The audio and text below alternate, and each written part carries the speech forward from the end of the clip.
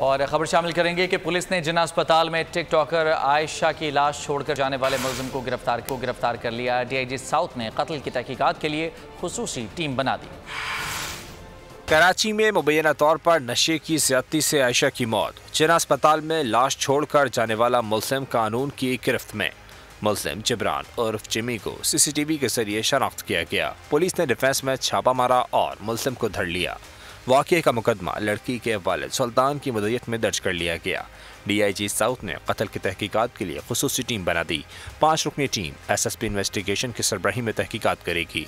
SSP south Asad रजा का कहना है कि मरकजी मुल्जिम लंदन फरार हो गया। लड़की ले जाने वालों की शनाख्त हो गई है। आयशा के वालिद का कहना है कि बेटी डांसर थी और ना ही नशा करती थी।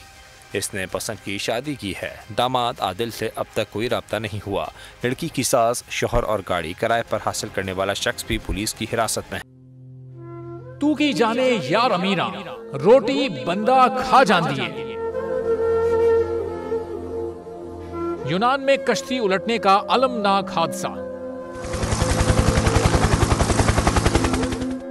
उदास आंखें, चेहरों पर मायूसी, दिलों में अब भी प्यारों के बच जाने की आस। मेरी दरखास्त है वज़ीर आज़म अगे जल्दी तो जल्दी मेरे बच्चे की तलाश की जाए।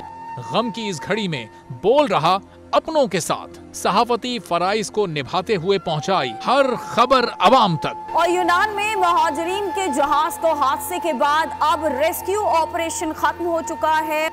68% अवाम ने कश्ती हादसे की पल पल की खबर से जुड़े रहने के लिए देखा सिर्फ बोल न्यूज, क्योंकि बोल है पाकिस्तान का नंबर 1 न्यूज चैनल। सब्सक्राइब करें और बेल दबाएं ताकि कोई खबर रह न जाए।